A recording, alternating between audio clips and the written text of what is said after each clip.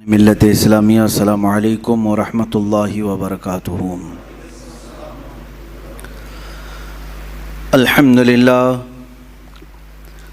للہ الحنان المنان الذي خلق الانسان وعلمه البيان والصلاة والسلام على رسوله سید الانس والجان وعلى آلہ واصحابہ ذوی الخیر والاحسان، اما بعد فاعوذ باللہ من الشیطان الرجیم، بسم اللہ الرحمن الرحیم۔ ولا تقولوا لمن يقتل في سبيل الله اموات بل احیاء ولكن لا تشعرون۔ صدق اللہ مولانا العظیم وبلغنا رسوله النبی الامین المتین المختار الکریم، ونحن على ذلك من الشاہدین والشاکرین والحمد للہ رب العالمین۔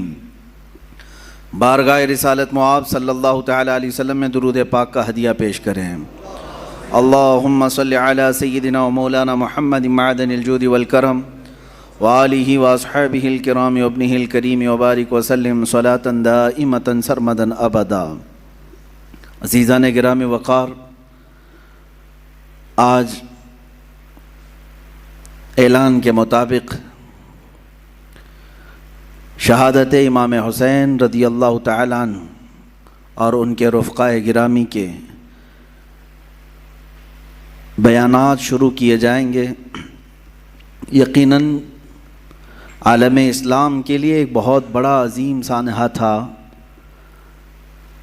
رسول گرامی وقار صلی اللہ تعالیٰ علیہ وسلم کے وہ نواسے جن کی شہادت پوری دنیا کو ہلا کر رکھ دیتی ہے۔ 14 صدیاں گزر جانے کے بعد اب بھی وہ غم ہلکا نہیں ہوتا۔ جب جب ہم سنتے ہیں تو آنکھیں بہہ پڑتی ہیں، جسم میں جھرجھریاں آ جاتی ہیں، مگر وہ خونی منظر اس آسمان نے دیکھا اور اس زمین کے اوپر کیا گیا۔ کربلا کے واقعات سنانے کا مطلب صرف یہ نہیں ہوتا کہ رو دھو کر کے لوگ غم ہلکا کر لیں، بلکہ کربلا کا ایک عظیم میسیج یہ ہوتا ہے کہ ہم ہر سال تجدید ایمان کرتے ہیں، ایمان کو پھر سے جلا بخشنے کے لیے بیانات سنتے ہیں تاکہ ہمارے جذبے پھر سے جوان ہو جائیں۔ اور ہمیں تاریخ میں اکثر یہ بتایا گیا ہے، ہر سال آپ سنتے ہوں گے، چھوٹی سی جماعت تھی حسین اعظم کے ساتھ، مقابل میں بہت بڑا لشکر جرار تھا۔ اگرچہ بظاہر امام حسین اور رضی اللہ تعالیٰ عنہ اور ان کے رفقا کو مصائب اور مشقتوں کا سامنا اٹھانا پڑا اور بہت ساری تکلیفیں جھیلنی پڑیں، لیکن زمانہ گزرتے گزرتے یہ میسیج سب کو عام ہو گیا کہ حقیقت میں جیت حسین کی ہی تھی۔ کسی کا میدان میں قتل ہو جانا یہ ہار اور شکست کی علامت نہیں ہے۔ ایسا ضروری نہیں ہے کہ قتل ہو جانے والا، کٹ جانے والا ہار جاتا ہے، شکست کھا جاتا ہے، ایسا نہیں۔ اکثر ایسا بھی ہوا ہے کہ اپنے جسم کے ٹکڑے کر جانے والا بعد میں پھر اپنی ہمیشہ کی ایک سلطنت قائم کر جاتا ہے، حکومتیں قائم کر جاتا ہے۔ اکثر ہم نے دیکھا ہے کہ جنہوں نے قربانیاں دی ہیں، قربانیوں کے بعد پھر ایک نیا دور آیا ہے اور لوگوں کو آزادی کی سانس ملی ہے۔ میں بلا تشبیہ و بلا تمثیل یہ کہوں گا، ہمارے ملک ہندوستان کو آزاد کرنے میں جن علماء اہل سنت نے اپنا خون پیش کیا، اگرچہ بظاہر انگریزوں نے انہیں پھانسی پر چڑھایا، کالا پانی بھیجا یا پھر انگاروں سے جلایا اور زخموں پر نمک چھڑکا، یہ سب کیا، تو آج کوئی یہ نہیں کہتا ہے کہ وہ مر گئے، ختم ہو گئے، کچھ حاصل نہیں ہوا، بلکہ آج بھی یہ کہا جاتا ہے کہ ان کی قربانیوں کی بدولت آج ہم آزادی کی سانس لے رہے ہیں۔ کسی کی قربانیاں رنگ لاتی ہیں، اسی لیے شاعر نے کہا تھا قتل حسین اصل میں مرگ یزید ہے، یعنی اصل میں یہ موت یزید کی ہے۔ اسلام زندہ ہوتا ہے ہر کربلا کے بعد۔ عزیزان گرامی وقار، رسول پاک صلی اللہ تعالیٰ علیہ وسلم کے اہل بیت اطہار کے بیان سے میں آگے شروع کرتا ہوں۔ کربلا کے مختصر واقعات آپ کے سامنے عرض کروں، تفصیلاً آپ سنتے آئے ہیں، مگر اب میں اپنا مزاج یہ بدلنا چاہتا ہوں کہ ہم اب تک ان واقعات کو سن کر بہت روئے ہیں، اب رلانے کا وقت بھی آنا چاہیے۔ روئے بہت ہیں، ظالموں کی ظلم کو سنتے رہے اور مظلوموں کی آہ و بکا کو دیکھتے ہوئے ہم رو تو لیے، لیکن اب جذبہ ایسا جوان ہونا چاہیے کہ ظالموں کو رونے پر ہم بھی تو مجبور کریں کہ اب تمہارے بھی رونے کا وقت آ جائے۔ یہ اہل بیت اطہار حضور اکرم صلی اللہ تعالیٰ علیہ وسلم کے اس عظیم گھرانے کو کہتے ہیں جن کی پاکی اور صفائی قرآن نے خود بیان کی۔ قرآن خود کہتا ہے انما یرید اللہ لیذھب عنکم الرجس اہل البیت ویطہرکم تطہیرا۔ اللہ تعالیٰ تمہارے گھر سے ہر طرح کی ناپاکی کو دور کرنا چاہتا ہے۔ کس کے گھر سے؟ رسول پاک صلی اللہ علیہ وسلم کے، اور آپ کی اہل بیت کو خوب صاف ستھرا کرنا چاہتا ہے، اور کیا بھی اس نے۔ اللہ تعالیٰ نے حضور اکرم صلی اللہ تعالیٰ علیہ وسلم کے گھر میں جو افراد عطا کی وہ دنیا کے سب سے عظیم لوگ ہیں۔ حضور اکرم صلی اللہ علیہ وسلم کی جتنی بیویاں ہیں ازواج مطہرات، وہ تمام مومنوں کی مائیں ہیں، امہات المومنین ہیں، سب سے عظیم مائیں ہیں۔ رسول پاک صلی اللہ علیہ وسلم کے جتنے بیٹیاں ہیں وہ سب سے عظیم بیٹیاں ہیں حضور اکرم صلی اللہ علیہ وسلم کی، اور ان کی عزت اللہ کے نزدیک بہت بلند ہے۔ اسی طرح حضور اکرم صلی اللہ علیہ وسلم کے خاندان کو جو شرف حاصل ہے وہ دنیا کے سارے خاندانوں میں سب سے افضل خاندان میرے آقا صلی اللہ علیہ وسلم کا ہے۔ آج بھی میرے عزیزوں، آج بھی سارے نسب ختم کر دیے جائیں گے سوائے رسول اللہ کے خاندان کے۔ سادات جو ہوں گے، آج بھی جو سید ہوں گے میرے آقا صلی اللہ علیہ وسلم کی نسل سے، ان کا احترام ہم پر واجب ہے، ان کی تعظیم و تکریم ہم پر واجب ہے، اس لیے کہ رسول پاک صلی اللہ تعالیٰ علیہ وسلم کے گھر سے جو ان کی نسبت ہے یہ نسبت ہی ہمارے لیے بہت بلند ہے۔ قرآن پاک کی آیت ہے قُلْ لَا أَسْأَلُكُمْ عَلَيْهِ أَجْرًا إِلَّا الْمَوَدَّةَ فِي الْقُرْبَى۔ اے محبوب آپ فرما دیں اپنے غلاموں سے کہ میں تم سے کوئی اجرت نہیں مانگتا۔ رسول پاک صلی اللہ علیہ وسلم نے ہم سے کوئی معاوضہ مانگا ہے؟ حضور اکرم صلی اللہ علیہ وسلم کی بدولت ہمیں ساری نعمتیں ملی ہیں، ان کے صدقے میں سب کچھ ملا ہے، بدلے میں حضور نے کچھ مانگا ہم سے؟ قرآن خود یہ کہہ رہا ہے کہ اے رسول آپ فرما دیں کہ میں تم سے کوئی چیز نہیں مانگتا، بدلے میں کوئی چیز نہیں طلب کرتا، مگر اتنا کہ تم میرے اہل بیت سے محبت کرو۔ الا المودۃ فی القربا، رشتہ داروں سے، حضور اکرم صلی اللہ علیہ وسلم کے گھر والوں سے محبت کرنا، اس کو تو رسول کریم صلی اللہ تعالیٰ علیہ وسلم نے بھی اظہار فرمایا۔ ایک حدیث ملتی ہے من مات علی حب آل محمد مات شہیدا، جو حضور کی آل کی محبت میں، حضور کے گھر والوں کی محبت میں انتقال کر گیا دنیا میں، اسے شہادت کا مقام عطا کیا جاتا ہے۔ اہل بیت کی محبت شہادت کے مقام کو پہنچاتی ہے۔ عزیزان گرامی، رسول پاک صلی اللہ علیہ وسلم کی اہل بیت میں کون ہیں؟ مفسرین نے الگ الگ رائے اگرچہ رکھی ہیں، لیکن زیادہ طور پر مشہور حضور اکرم صلی اللہ تعالیٰ علیہ وسلم کے اہل بیت میں آپ کی بیٹیاں، آپ کی ازواج مطہرات، یہ سب اہل بیت میں ہیں۔ ان میں سے بھی اخص جو خاص اہل بیت ہیں وہ سیدہ کائنات فاطمۃ الزہرا رضی اللہ تعالیٰ عنہا، مولا علی کرم اللہ وجہہ الکریم، اور آپ کی اولاد حسنین کریمین رضوان اللہ تعالیٰ علیہم اجمعین، یہ سب اہل بیت میں سے ہیں۔ بلکہ ان کی اولاد جو بھی قیامت تک ہوگی وہ رسول پاک صلی اللہ علیہ وسلم کی اہل بیت میں سے ہوں گے۔ نبی کونین صلی اللہ تعالیٰ علیہ وسلم کی اہل بیت، ان کی عزت، ان کا احترام ہمارے لیے ضروری قرار دیا گیا، اور جو حضور کی آل سے بغض رکھتا ہے، ہلکی عداوت بھی رکھتا ہے، دشمنی رکھتا ہے، اس کا خاتمہ برا ہوگا۔ الا ان مثل اہل بیتی کمثل سفینۃ نوح من رکبها نجا ومن تخلف عنها ہلک۔ رسول پاک صلی اللہ علیہ وسلم ارشاد فرماتے ہیں آگاہ ہو جاؤ، میرے اہل بیت کی مثال نوح علیہ السلام کی کشتی کی طرح ہے۔ نوح علیہ السلام کے زمانے میں سیلاب آیا، طوفان آیا، اور اس وقت اگر کوئی نجات پایا تھا تو کون؟ صرف نوح علیہ السلام کی کشتی میں جو سوار ہوا، باقی سب ہلاک ہو گئے۔ پوری دنیا میں پانی بھرا تھا، سب ہلاک و برباد ہوئے، سوائے اس کشتی کے سواروں کے کوئی نہیں بچا۔ تو اللہ کے حبیب صلی اللہ علیہ وسلم فرماتے ہیں میرے گھر والے، میرے اہل بیت نوح علیہ السلام کی کشتی کی طرح ہیں، جو انہیں تھام لیا وہ نجات پا گیا، جو ان سے دور ہوا وہ ہلاک ہو جائے گا۔ اہل بیت سے جو نفرت کیا یا ان سے دوری اختیار کیا وہ ہلاک ہو جائے گا۔ عزیزان گرام وقار، یقیناً اہل بیت ہمارے لیے سر کا تاج ہیں، لیکن ساتھ میں ہمیں رسول پاک صلی اللہ علیہ وسلم نے اپنے صحابہ کی محبت بھی سکھائی۔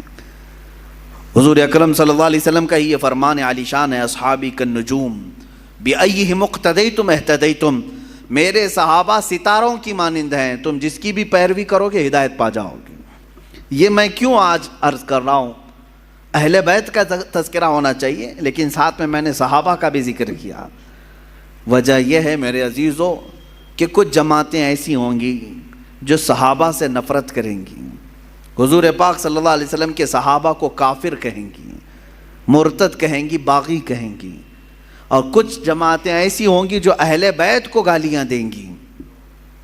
صحابہ کی محبت تو دکھائیں گی لیکن اہل بیت کو گالیاں دیں گی۔ حضرت فاطمہ کو کہتے ہیں وہ بغاوت کرنے والی ہیں، حضرت امام حسین کے بارے میں کہتے ہیں انہوں نے یزید کے خلاف بغاوت کیا۔ یہ دونوں جماعتیں گمراہ ہیں، جو اہل بیت کی نفرت پالتی ہیں یا صحابہ کی نفرت پالتے ہیں۔ یہ دونوں جماعتیں ہیں، گمراہ ہیں۔ ان میں درمیانی جماعت وہ ہے جس کو مسلک اعلی حضرت اہل سنت و جماعت کہتے ہیں۔ اہل سنت و جماعت یہ ہمارا درمیانی مسلک ہے، درمیانی، کہ ہم کیا کہتے ہیں، جس کو امام اہل سنت فاضل بریلوی نے یوں ارشاد فرمایا، اہل سنت کا ہے بیڑا پار اصحاب حضور، نجم ہے اور ناؤ ہے اطرت رسول اللہ کی۔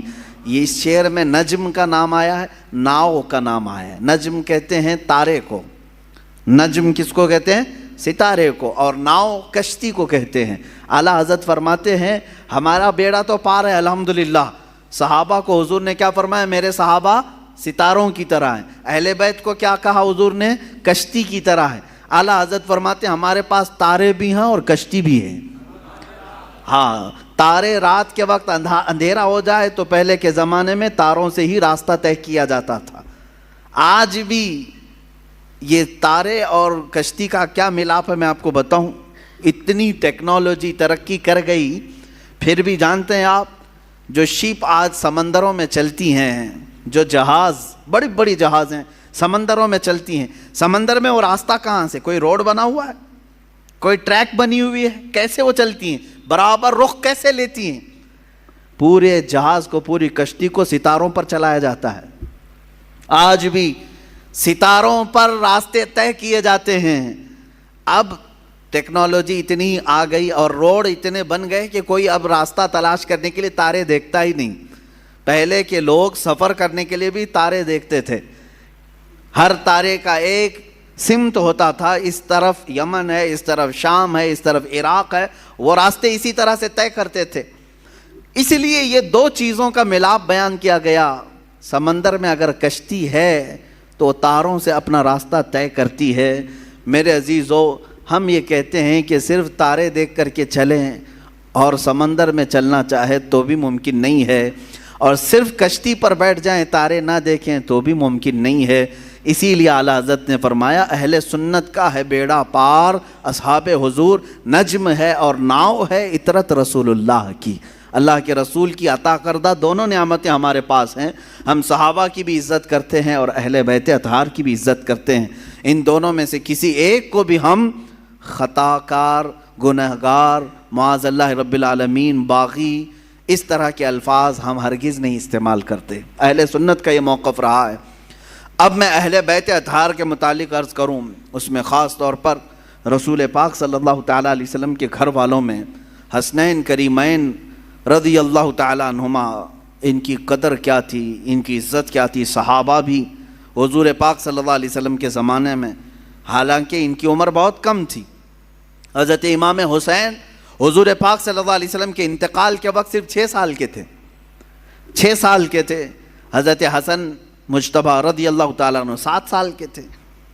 بس یہ 6 اور 7 سال کی عمر تھی جب حضور کی وفات ہوئی، لیکن اتنے بچپن میں بھی صحابہ کرام کا حال یہ تھا کہ یہ اتنا ادب کرتے تھے کہ نماز کے عالم میں کبھی کبھار حضور پاک صلی اللہ علیہ وسلم امامت فرما رہے ہوتے اور یہ دونوں شہزادے پہلی صف میں آ جاتے یا مصلی کے پاس آ جاتے، آگے پیچھے چلتے ہیں، تو عام بچوں کی طرح انہیں ہٹایا نہیں جاتا تھا۔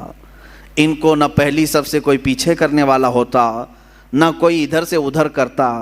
میرے عزیز و دوسروں کے بچے آئیں تو ہم ادھر ادھر کر دیں، لیکن رسول اللہ کے شہزادوں کو صف کے آگے رکھ کر کے بھی صحابہ نماز پڑھتے تھے، اس لیے کہ ان صحابہ کو معلوم تھا کہ نماز ہماری اس وقت تک کمپلیٹ نہیں ہوگی جب تک نبی اور آل نبی پر درود نہ بھیجیں۔ ہاں، تحیات میں بیٹھنے کے بعد تو پڑھنا ہی پڑے گا نا، اللہم صلی علی محمد وعلی آل سیدنا محمد۔ ہم تو کہتے ہیں اے اللہ درود بھیج محمد صلی اللہ علیہ وسلم پر اور ان کی آل پر، تو صحابہ کی نمازیں کیسی ہوتی ہوں گی جب نماز میں تحیات پر بیٹھ کر کے یہ پڑھتے ہوں گے اے اللہ نبی پر تو درود بھیج، تو مصلی پر نبی کو دیکھ رہے ہوں گے، اور جب آل محمد پر درود بھیجتے ہوں ان شہزادوں کو پہلی صف میں دیکھ رہے ہوتے ہوں گے۔ ان صحابہ کی نمازیں کیسی ہوتی ہوں گی۔ بہرحال حسنین کریمین رضوان اللہ تعالیٰ علیہما، اللہ تعالیٰ نے ان کو رسول پاک صلی اللہ تعالیٰ علیہ وسلم کے گھر میں اس طرح سے ودیعت فرمایا کہ ان کا نام بھی جنتی نام رکھا گیا۔ حسن اور حسین میرے آقا نے فرمایا اسما من الجنتی، یہ جنت کے ناموں میں سے ہے، جنت کے ناموں میں سے ہے۔ اور میرے آقا صلی اللہ علیہ وسلم اکثر امام حسین کو سونگھتے تھے۔ چومنا الگ چیز ہے نا، بچوں کو ہم بوسہ دیتے ہیں، چومتے ہیں، حضرت امام حسین کو حضور پاک صلی اللہ علیہ وسلم سونگھتے تھے۔ چومنا بھی ہوتا ہے، میرے آقا صلی اللہ علیہ وسلم سے چومنا بھی، بوسہ لینا بھی ثابت ہے، لیکن اکثر آپ ان کی گردن کے پاس اور ان کے چہرے کے پاس سونگھتے تھے۔ اور میرے آقا صلی اللہ علیہ وسلم فرماتے ہیں ہما ریحانتی فی الجنہ، یہ دونوں میرے لیے جنت کے ریحان پھولوں میں سے ہیں۔ جنت کے جس طرح ریحان پھول ہیں، اللہ تعالیٰ نے حسن و حسین رضی اللہ تعالیٰ عنہما کو جنت کے پھولوں کی طرح خوشبودار بنایا تھا۔ اندازہ کرو میرے عزیزو، جن شہزادوں کی خوشبو خود سید الانبیاء سونگھ رہے ہوں، تو کیا اہل بیت میں خوشبو نہیں ہوتی ہے؟ کیا رسول اللہ کے خاندان میں خوشبو نہیں ہوتی؟ یہاں پر مجھے وہ بات یاد آتی ہے، کسی نے مجھ سے کہا تھا کچھ سال پہلے، میں نے ایک واقعہ بیان کیا تھا، اعلیٰ حضرت امام احمد رضا خان فاضل بریلوی رضی اللہ تعالیٰ عنہ کے اہل بیت کا ادب کرنے کا ایک واقعہ مشہور ہے، جس کو ایک صاحب نے اعتراض کر کے کہا تھا کہ ایسا کیسا انہوں نے سونگھ لیا۔ سنیے، بریلی شریف میں پالکی چلتی تھی، پالکی اسٹیشن سے گھر جانا ہو، کہیں پر بھی جانا ہو تو 4 لوگ جو ہے ایک چھوٹی سی پالکی اٹھاتے تھے، جیسے اب رکشہ ہے، پہلے وہ لوگ مزدور اٹھا کر کے لے جاتے تھے، عام تھا، یہ مکہ میں بھی موجود تھا، طواف کرانے کے لیے پالکیاں ہوتی تھی، حبشی لوگ اٹھاتے تھے۔ بریلی میں امام اہل سنت فاضل بریلوی نے یہ کرائے کے پالکی والوں کو بلایا، اس میں 3 لوگ تھے یا 4 لوگ تھے یا جتنے بھی تھے، پالکی اٹھانے والوں نے کرایہ طے کیا، اٹھا لیا۔ تھوڑی دیر کے بعد اعلیٰ حضرت فاضل بریلوی رضی اللہ تعالیٰ عنہ کہنے لگے روک دو روک دو۔ روکا گیا، اتر گئے، کہا کہ تم میں سے کوئی سید زادہ ہے؟ پالکی اٹھانے والوں میں سے کوئی سید زادہ ہے؟ تو لوگوں نے کہا میاں تمہیں تو کرائے سے مطلب ہے، کرایہ دو اور چلو آگے، پیسے دو اور اپنا، یہ کیا ہے، سید ہے، پٹھان ہے، کوئی بھی تو اٹھائے۔ اعلیٰ حضرت نے کہا ہرگز نہیں، میرا یہ شیوا نہیں ہے کہ کسی سید زادے پر میں سوار ہو جاؤں۔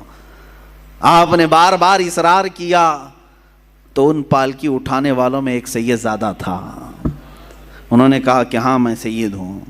اللہ اکبر، تھوڑی دیر ہی سوار ہوئے تھے، اعلیٰ حضرت رضی اللہ تعالیٰ عنہ ان کے ہاتھوں کو پکڑ لیا، رونے لگے، بڑی خطا ہو گئی مجھ سے، غلطی ہو گئی، میں قیامت کے دن کیا منہ دکھاؤں گا رسول پاک کو کہ احمد رضا تو میرے بیٹے کے کندھے پر سوار ہوا تھا۔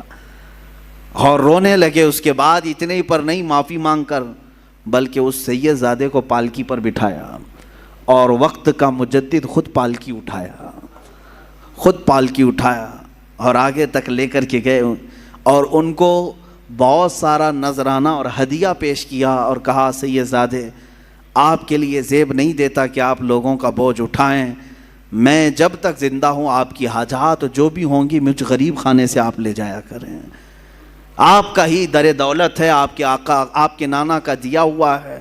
اس سیدزادے کو اس کام سے ہمیشہ کے لیے دور کر دیا۔ یہ امام اہل سنت فاضل بریلوی رضی اللہ تعالیٰ عنہ کا مشہور واقعہ ہے، بیان بھی کیا جاتا ہے۔ کسی صاحب نے ہم سے کہا تھا کہ ایسا کیسے ان کو آ گئی تھی خوشبو، تو ہم نے یہی کہا کہ ان کی طرح عشق پیدا کرو، خوشبو آ ہی جائے گی۔ پیدا کرو جو گلاب کو سونگھے تو بھی کہے لب پھول دہن پھول زکن پھول بدن پھول، واللہ جو مل جائے میرے گل کا پسینہ، مانگے نہ کبھی عطر نہ پھر چاہے دلہن پھول۔ کیا بات رضا اس چمنستان کرم کی، زہرا ہے کلی جس میں حسین و حسن پھول۔ یہ بریلی کا امام ہی تو کہتا ہے جس کی زندگی عشق میں ڈوبی ہوئی ہے، جس جگہ پر بھی دیکھیں یہ اعلیٰ حضرت کے نغمے، کیا یہ عشق نہیں پیدا کرتے؟ آج 100 سال کے بعد بھی سننے والے جھوم جاتے ہیں۔ اس بریلی کے تاجدار کے سینے میں عشق کتنا رہا ہوگا، جو ہمیشہ اس زمانے میں لوگ میرے آقا کی ناپ رہے تھے کتنا ہے، کیا کیا ہے، کیسے کیسے ہیں حضور کے بارے میں۔ اس وقت اس امام نے پکار کر کہا تھا سرور کہوں کہ مالک و مولا کہوں تجھے، باغ خلیل کا گل زیبا کہوں تجھے، حیران ہوں میرے شاہ میں کیا کیا کہوں تجھے۔ یہ کس نے کہا تھا؟ امام زمن، امام اعلیٰ، امام اہل سنت نے کہا تھا ان کی طرح محبت اور عشق پیدا کرو، اس نبی کی آل کی خوشبو بھی تمہیں خود آئے گی، آئے گی۔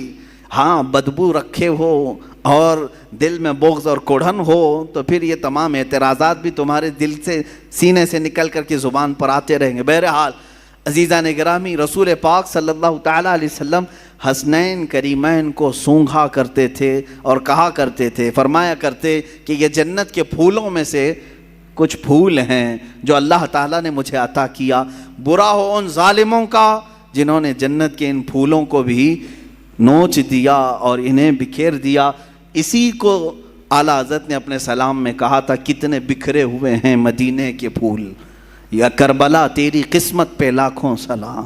کربلا کے میدان پر سلام بھیجتے ہوئے اعلیٰ حضرت نے یوں کہا تھا کہ یہاں بکھرے ہوئے ہیں، یہ مدینے کے پھول ہیں، جس جگہ دیکھو رسول اللہ کا کوئی نہ کوئی شہزادہ نظر آتا ہے۔ اس زمین کو بھی اعلیٰ حضرت نے سلام پیش کیا تھا۔ عزیزان گرامی وقار، رسول پاک صلی اللہ تعالیٰ علیہ وسلم کا گھرانہ یقین جانیں اللہ تعالیٰ کی بارگاہ میں معزز گھرانہ ہے۔ حضرت عمر ابن خطاب رضی اللہ تعالیٰ عنہ امیر المومنین ہیں، جن کی نیکیاں اللہ کی بارگاہ میں بہت زیادہ ہیں، اور جن کے بارے میں خود میرے آقا نے فرمایا میرے بعد اگر کوئی نبی ہوتا تو وہ عمر ہوتے۔ اتنی ساری فضیلتیں ان کے پاس ہیں، لیکن مدینے میں ایک وقت ایسا آیا کہ قحط آ گیا، بارش نہیں آ رہی تھی، لوگ سوکھا پڑ گیا تو پریشان ہو گئے، سب امیر المومنین کے پاس آئے۔ جانتے ہو امیر المومنین عمر ابن خطاب رضی اللہ تعالیٰ عنہ، جن کو اللہ تعالیٰ نے بہت سارے انعامات سے نوازا، وہ زاہد بھی ہیں، متقی بھی ہیں، پرہیزگار بھی ہیں، رسول پاک صلی اللہ علیہ وسلم کے خلیفہ بھی ہیں، سب ہیں۔ دعا کے لیے خود ہاتھ اٹھا دیتے نہیں، بلکہ سارے لوگوں کو میدان میں جمع کیا، اور پھر اس کے بعد حضرت عباس رضی اللہ تعالیٰ عنہ کو گھر سے بلایا، جو رسول پاک صلی اللہ علیہ وسلم کے چچا تھے، اور بیچ میدان میں آ کر کے حضرت عباس کا ہاتھ پکڑا اور عرض کیا اے اللہ تیرے نبی کے رشتہ دار کا ہاتھ میرے ہاتھ میں ہے، میں بارش تجھ سے مانگتا ہوں، تو میری بات کو رد نہ فرما۔ مدینے والے روایت بیان کرتے ہیں حضرت عمر نے ابھی ہاتھ چھوڑا بھی نہیں تھا کہ مدینے میں بارش شروع ہو چکی تھی۔ اہل بیت کے وسیلے سے دعا کی جائے اللہ قبول فرماتا ہے۔ عزیزان گرامی وقار، رسول پاک صلی اللہ تعالیٰ علیہ وسلم کا گھرانہ آج بھی جو سادات ہیں ان کا احترام کیا جائے، ان کا ادب کیا جائے، عام لوگوں کی طرح ان کے ساتھ برتاؤ نہ کریں۔ رسول پاک صلی اللہ تعالیٰ علیہ وسلم کے گھر کے نسبتوں کا خیال ضرور رکھا جائے۔ جانتے ہیں کتنی بڑی وعید بھی آئی ہے جو ان کے ساتھ برا کرتا ہے۔ ایک خاتون، بڑی کتابوں میں لکھا ہوا ایک خاتون جو رسول پاک صلی اللہ علیہ وسلم کے خاندان سے تھیں، وہ بڑی پریشان ہو گئیں، ان کے شوہر کا انتقال ہو گیا، بچوں کو لے کر کے چھوٹی چھوٹی بچیاں تھیں، ایک شہر میں آئیں۔ شہر میں ایک بہت بڑے رئیس تھے، وہ مسلمان اس کے گھر آئی، اس سے کہا کہ میں نے اپنی بچیوں کو مسجد میں ٹھہرایا ہے اور میں رسول پاک صلی اللہ علیہ وسلم کے خاندان سے ہوں، میں حضور کی آل میں سے ہوں، میری کچھ مدد کر دو میری بچیوں کے لیے۔ اس رئیس زادے نے، اس امیر زادے نے کہا اچھا اب مانگنے کا طریقہ ایسا بھی آ گیا، تم اگر آل رسول ہو تو کوئی ثبوت دے دو، کوئی پروف دے دو، تم حضور کی آل میں سے کہتی ہو اپنے آپ کو، کیا ثبوت ہے تمہارے پاس؟ وہ خاتون وہاں سے چلی گئی، اس کے پاس سے مدد کی کوئی امید نہیں تھی تو چلی گئی۔ اسی وقت وہ شام میں گزر رہی تھی، بھوک کی شدت تھی، ایک ایسے بوڑھے شخص کو دیکھا جس کے ارد گرد بہت سارے لوگ جمع تھے، پوچھا کون ہے؟ کہا یہ شہر کا ایک مجوسی ہے، آگ کا پجاری ہے، لیکن لوگوں کو دیتا بہت ہے، بانٹتا رہتا ہے۔ یہ خاتون وہاں گئی اور اس سے کہا، اپنا معاملہ بھی بتایا کہ میں حالات کی ماری ہوئی ہوں، پریشان ہوں، میری بچیاں مسجد میں ہیں اور میرا گھر سب ختم ہو چکا ہے۔ تو اس مجوسی شخص نے اتنا سنا تو فوراً اپنے گھر سے عورتوں کو بلوا کر کے کہا، جاؤ اس خاتون کی بچیاں جو مسجد میں ٹھہری ہیں عزت سے انہیں لے آؤ، اپنے گھر میں مہمان بناؤ، اور یہ خاتون کہتی ہے کہ یہ محمد صلی اللہ علیہ وسلم کی آل میں سے، ان کی عزت ہونی چاہیے۔ وہ تھا مسلمان نہیں تھا، عزت کیا، گھر میں ٹھہرایا اور خاتون کو اپنے گھر مہمان بنایا، ان کی خاطر تواضع کی۔ اب سنیں، رات ہو گئی، رات کے وقت یہ جو رئیس زادہ تھا، امیر زادہ تھا، جو مسلمان تھا، اس نے خواب میں دیکھا قیامت کا منظر قائم ہے، حساب کتاب ہو رہا ہے، اور اسی وقت رسول پاک صلی اللہ علیہ وسلم تشریف لایا ہے۔ تو یہ رئیس زادہ فوراً حضور کی بارگاہ میں حاضر ہوا کہ آقا میری شفاعت فرمائیں۔ حضور پاک صلی اللہ علیہ وسلم نے فرمایا کیوں شفاعت کی جائے؟ کہا کہ آقا میں آپ کا امتی ہوں، آپ کا چاہنے والا ہوں۔ میرے آقا نے فرمایا کیا ثبوت ہے تمہارے پاس؟ میرے امتی ہونے کا کیا ثبوت ہے تمہارے پاس؟ وہاں کیا پیش کرتا؟ پروف پوچھنے والے، دلیلیں پوچھنے والے۔ حضور پاک صلی اللہ تعالیٰ علیہ وسلم نے جب یہ ارشاد فرمایا تو وہ لاجواب ہوا اور رونے لگا کہ آقا مجھ سے آپ اعراض نہ فرمائیں، مجھ سے آپ ناراض نہ ہوں۔ میرے آقا صلی اللہ علیہ وسلم نے فرمایا آج میری ایک شہزادی تیرے گھر آئی تھی، تو نے اس سے اس کے نسب کا ثبوت پوچھا تھا، اس کی مدد نہیں کیا تھا۔ اتنا حضور پاک صلی اللہ علیہ وسلم جلال میں بیان کر رہے تھے کہ اس کی آنکھ کھل گئی، دھاڑے مار کر کے رونے لگا۔ اچھا ایک چیز یہ بھی اس نے دیکھا اسی خواب میں کہ میرے آقا صلی اللہ تعالیٰ علیہ وسلم اسے جنت کی طرف دکھا رہے ہیں، اس مجوسی آدمی کے نام پر جنت میں ایک محل تیار ہے، جس کے گھر وہ عورت ٹھہری ہوئی ہے، مجوسی آگ کا پجاری ہے، لیکن اس کے نام پر جنت میں ایک محل ہے۔ تو یہ بیدار ہوا، بہت پریشان ہوا، اپنے مصاحبین کو بلایا، اپنے چاہنے والوں کو، اور کہا کہ یہ خاتون آئی تھی فلاں فلاں، کہاں ٹھہری ہے؟ کیا یہ مجوسی اپنے گھر لے گیا ہے؟ سبوں نے تحقیق کی تو پتہ چلا ہاں اس مجوسی کے گھر ٹھہری۔ یہ دوڑا ہوا وہاں پہنچا، گیا اور اس مجوسی سے کہا کل رات جو خاتون تمہارے گھر آئی ہے برائے مہربانی اسے ہمارے گھر بھیج دو، وہ ہمارے مذہب سے ہے، ہمارے دین سے ہے، ہم اسے مہمان بنائیں گے۔ اس مجوسی نے کہا ایسا نہیں ہو سکتا۔ اس رئیس زادے نے کہا 1000 درہم میں تجھے تحفے میں دیتا ہوں، قبول کر لے۔ اس مجوسی نے کہا اس کا 10 گنا بھی دو تو میں اس مہمان کو تمہارے حوالے نہیں کروں گا۔ اس مجوسی نے اتنا اصرار کیا تو یہ پوچھنے لگا آخر اس عورت میں کیا ہے؟ کہا جو تو خواب دیکھ کر آیا ہے وہ سچ خواب دیکھ کے آیا ہے۔ کل جب وہ خاتون ہمارے گھر آئی، ہم رات کے وقت سوئے تھے، خواب میں رسول پاک صلی اللہ علیہ وسلم تشریف لائے، مجھے اور میرے پورے گھر والوں کو میرے آقا نے خود کلمہ پڑھایا۔ ہم اب مجوسی نہیں ہیں، ہم اہل ایمان میں سے ہیں۔ رسول پاک صلی اللہ علیہ وسلم نے ان کی آل میں سے ان کی ایک شہزادی کی عزت پر اتنا بڑا انعام دیا کہ ہمیں دائرہ ایمان میں لایا، اور پھر میرے آقا نے اشارہ کر کے بتایا کہ اے فلاں کل تو اٹھے گا تو جنت میں مولا تیرے لیے فلاں محل تیار رکھے گا۔ میرے آقا کی یہ بشارت میں نے سنی اور تجھے پھٹکارتے ہوئے بھی میں نے خواب میں سنا، تو نے جو دیکھا وہ سچ دیکھا ہے، عزیزان گرامی وقار وہ روتے گڑ گڑاتے واپس چلا آیا. زندگی کی کوئی اگر کمائی تھی تو اس نے سوچا کہ سب لگا کر کے حاصل کر لوں, مگر اہل بیت کا احترام نہ کرنے کی وجہ سے ساری اس کی کمائی, ساری عبادتیں ایک طرف رہ گئی اور آگ کا پجاری بازی لے گیا صرف اہل بیت کی عزت اور احترام کرنے کی وجہ سے. آج میں اس واقعے سے اتنا ضرور عرض کروں گا کہ اہل بیت میں سے جو کوئی بھی ہوں وہ اگر خستہ حال نظر آتے ہیں, اگر پٹے پرانے کپڑوں میں ہیں, وہ حالات اور گردش حالات کے پیش نظر ان کی کمائی اور ان کے فلاں چیزوں پر اگر کوئی اثر پڑ بھی گیا ہو تو میرے عزیزو ہرگز یہ مت سمجھنا کہ یہ بکھرے ہوئے لوگ ہیں, ٹوٹے ہوئے لوگ ہیں. نہیں, بلکہ رسول اللہ سے اگر ان کا رشتہ ہے تو وہ ہمارے سروں کے تاج ہیں. وہ چاہے جس کونے میں بیٹھے ہوں, یہ ضروری نہیں کہ سید ہو تو بہت اعلیٰ قسم کے محل میں رہتا ہو, بہت اعلیٰ قسم کے لباس پہنتا ہو, بہت اعلیٰ قسم کی گاڑیوں میں چلتا ہو. ضروری نہیں, کبھی سید زیادہ غریب بھی ہو سکتا ہے, وہ فقر و فاقہ کو پسند کرنے والا سید زیادہ بھی ہو سکتا ہے. لہٰذا اس بات کا ہمیشہ خیال رکھا جائے کہ سید زادوں کا احترام ملحوظ نظر رہے, ورنہ ہمارا یہ کمایا ہوا عبادتوں کا خزانہ بھی ضائع ہو سکتا ہے.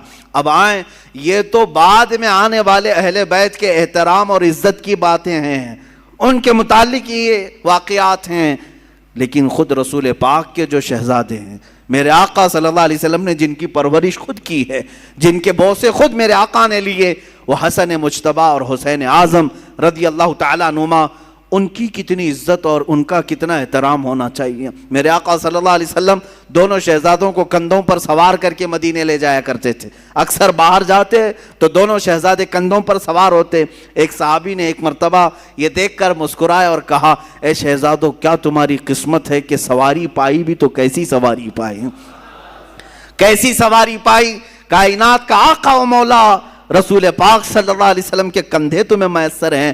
اتنی تعریف پر میرے آقا صلی اللہ علیہ وسلم یوں نہیں فرماتے کہ تم صحیح کہہ رہے ہو, بلکہ میرے آقا یوں فرماتے, یہ کیوں نہیں کہتے کہ سوار بھی کتنے اچھے ہیں.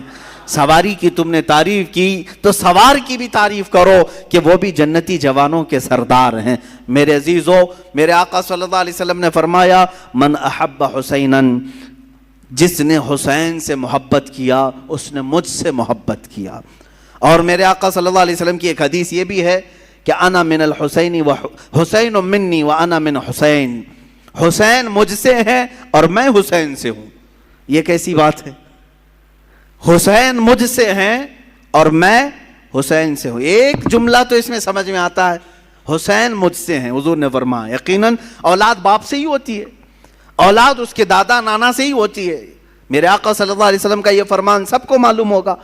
حضور نے فرمایا حسین مجھ سے ہیں. یقیناً حضرت فاطمہ حضور کی بیٹی ہیں اور حضرت امام حسین حضرت فاطمہ کے لخت جگر ہیں, تو حسین حضور سے ہیں.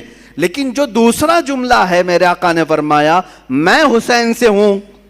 یہ کیسے, میں حسین سے ہوں؟ بھلا کوئی نانا اپنے نواسے سے ہو سکتا ہے؟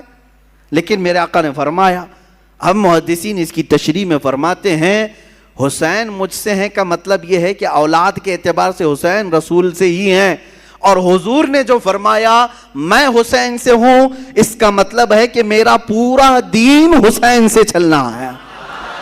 اسی کی تشریح کرتے ہوئے امام الہند سلطان الاولیاء غریب نواز نے فرمایا تھا, شاہ است حسین بادشاہ است حسین, دین است حسین دین پناہ است حسین, سرداد نداد دست در دست یزید, حقا کے بنائے لا الہ است حسین. فرماتے ہیں معین الدین حسن چشتی غریب نواز اپنے ہی دادا اور اپنے ہی نانا کی شان میں امام حسین شاہ ہیں. شاہ نہیں بلکہ بادشاہ ہیں. شاہ میں اور بادشاہ میں فرق سمجھ میں آتا ہے؟ ویسے تو سب لوگ کہتے ہوں گے فلاں شاہ ہے فلاں بادشاہ ہے, دونوں میں فرق ہے. شاہ جو ہے سلطان کو کہتے ہیں, اور بادشاہ کنگ میکر کو کہتے ہیں جو بادشاہ بناتا ہے. جو شاہ بناتا ہے اس کو بادشاہ کہا جاتا ہے.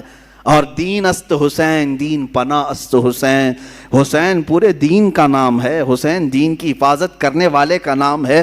اپنا سر دے دیا, ہاتھ یزید کے ہاتھ میں نہیں دیا. حق تو یہ ہے کہ لا الہ کی جڑ کا نام حسین ہے. اب سمجھ میں آیا حضور حسین سے کیسے ہے؟ حضور حسین سے کیسے ہیں؟ رسول پاک صلی اللہ علیہ وسلم کا دین حسین سے ہے. جو حسین پاک سے نفرت کیا، بغاوت کیا، وہ دین سے نکلنے والوں میں سے ہے، خارج ہونے والوں میں سے ہے، میرے آقا صلی اللہ علیہ وسلم کو ایذا دینے والوں میں سے ہے.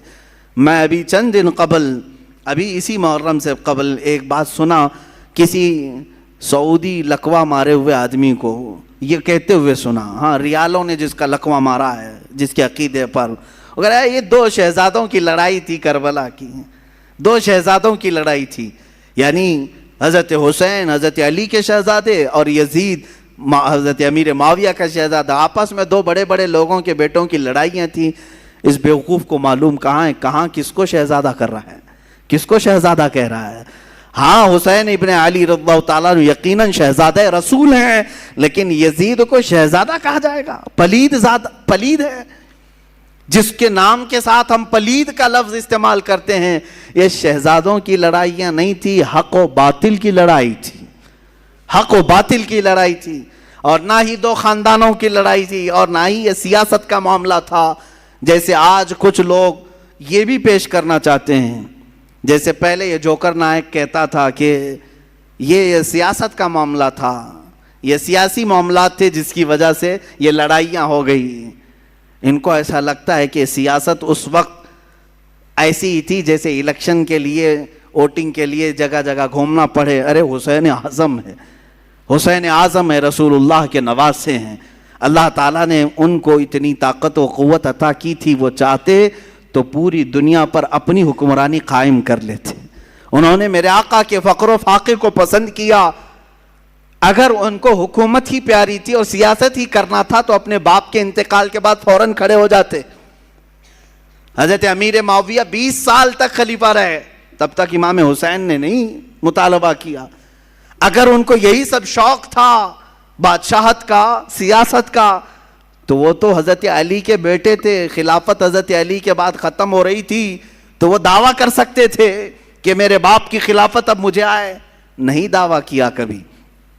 یہاں سے بات سمجھ میں آتی ہے 20 سال کے بعد اگر وہ مدینے سے اٹھ رہے ہیں تو صرف اس بات پر اٹھ رہے ہیں کہ نبی کونین کے دین پر کوئی غدار اور فاسق و فاجر کرسی نہ بچھا سکے.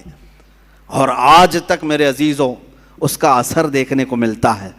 حسین اعظم کا ایک مرتبہ کھڑا ہو جانا اس زمانے میں، اس کا اثر آج تک دکھتا ہے. مجھے بتاؤ کس مسجد کے امام کو آپ چور رکھتے ہیں؟ چور ڈکیت ہو، لفنگا ہو، اناڑی ہو، ٹپوری ہو، جس طرح کا بھی ہو، اسے امام بناتے ہیں آپ؟ کیوں نہیں بناتے؟ بزنس تو کرتے ہیں، سب کچھ کرتے ہیں ایسے لوگوں کے ساتھ، لیکن مصلے پر آپ ہر چیز دیکھتے ہیں. داڑھی پوری ہے کہ نہیں، کپڑے صحیح ہے کہ نہیں، داغ تو نہیں لگے اس کو. ہاں، اور اگر یہ امام کہیں ادھر ادھر کس سے مل رہا ہے کس سے نہیں مل رہا ہے یہ تک آپ نظر رکھتے ہیں. اچھی بات ہے، نظر رکھتے ہیں، ٹھیک ہے. امام کے پیچھے پڑے رہتے ہیں، کیوں؟ اس کی وجہ یہی ہے کہ آپ اپنا امام ویسا ہی دیکھنا چاہتے ہیں جیسے امام حسین نے تصور دیا ہے. ہم حسینی ہیں الحمدللہ. بھائی یزید کو آپ نے امام تسلیم اسی لیے نہیں کیا کہ اگر رسول اللہ کے نواسے نے اس وقت اس کو امیر المومنین کہہ دیا ہوتا تو پھر قیامت تک آنے والے سب لوگ یہ دلیل بناتے رسول اللہ کے نواسے نے جب ایک فاسق و فاجر کو امام بنایا تھا تو ہماری مسجدوں کا امام چور ہو جائے تو کیا فرق پڑتا ہے؟ لوگ دلیل بنا سکتے. امام علی مقام نے قیامت تک آنے والوں کے لیے ایک ایسا مشعل پیدا کیا، ایک ایسی روشنی بنائی کہ اسی کے بل بوتے آج تک ہم چل رہے ہیں. عزیزان گرامی، حسنین کریمین رضوان اللہ تعالی علیہما، حضور پاک صلی اللہ تعالی علیہ وسلم کی گود میں کھیلنے والے، یہاں تک کہ اکثر حضور کا جبہ مبارکہ کافی کشادہ ہوتا، کبھی پہن کے آتے ہیں. تو صحابہ روایت کرتے ہیں کہ کبھی کبھار حضور اکرم صلی اللہ علیہ وسلم اپنے جبے کے اندر کوئی چیز چھپا کر کے آتے تو ہم دیکھتے کوئی قیمتی چیز چھپا کر آئے ٹھنڈیوں کے دنوں میں، لیکن وہ قیمتی چیز وہی شہزادے ہوتے تھے، حضور کے جبے میں چھپے ہوئے ہوتے ہیں. حضرت حسن مجتبیٰ اور حسین اعظم رضی اللہ تعالیٰ. آپ اندازہ کریں صحابہ اکرام حضور صلی اللہ علیہ وسلم کی ایک جھلک دیکھنے کے لیے بے قرار رہتے، صحابہ حضور کے مہر نبوت کو دیکھنے کے لیے بے قرار رہتے، حضور اکرم صلی اللہ علیہ وسلم کے بوسے لینے کے لیے بے قرار رہتے. ان شہزادوں کی عظمت اور ان کی قسمت کو دیکھیں کہ ہمیشہ حضور کے جسم مبارکہ سے لگے ہوئے ہوتے تھے، یہاں تک کہ سجدے میں میرے آقا جائیں تو اس پر سوار بھی ہو جاتے تھے، میرے آقا ان کو ہٹاتے نہیں تھے، لمبا سجدہ کر لیتے لیکن ان شہزادوں کو گرنے نہیں دیتے تھے۔ یہ ان شہزادوں کی تربیت ہے۔ ایک دن حضرت فاطمہ بے قرار تھیں، بچے نظر نہیں آ رہے ہیں، حضور پاک صلی اللہ علیہ وسلم گھر میں آئے، پوچھا بچے کہاں ہیں؟ حضرت فاطمہ کہتی ہے میں کب سے ڈھونڈ رہی ہوں، بچے نہیں مل رہے ہیں، چھوٹے چھوٹے تھے۔ رسول پاک صلی اللہ تعالیٰ علیہ وسلم ڈھونڈنے کے لیے بھیجے تو دیکھتے ہیں مدینہ مسجد نبوی کے تھوڑا سا دور ایک درخت کے نیچے دونوں بچے بیٹھے ہوئے ہیں، کھیل رہے ہیں، لیکن جبرائیل امین دونوں پر سایہ کیے ہوئے ہیں۔ ہاں، فرشتے سایہ کیے ہوئے رہتے ہیں، اور یہی حسنین کریمین ہیں۔ حضور پاک صلی اللہ علیہ وسلم گھر میں ان کو خود کھلایا کرتے تھے۔ بچوں کے ساتھ اگر کھیلنا حضور کا ثابت ہے تو ان شہزادوں کے ساتھ ہے، کشتی لڑا رہے ہوتے۔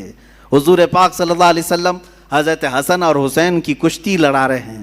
ہوتا ہے گھروں میں دو بچوں کی کشتی لگاتے ہیں، تو حضور صلی اللہ علیہ وسلم کس کی سائیڈ لے رہے تھے؟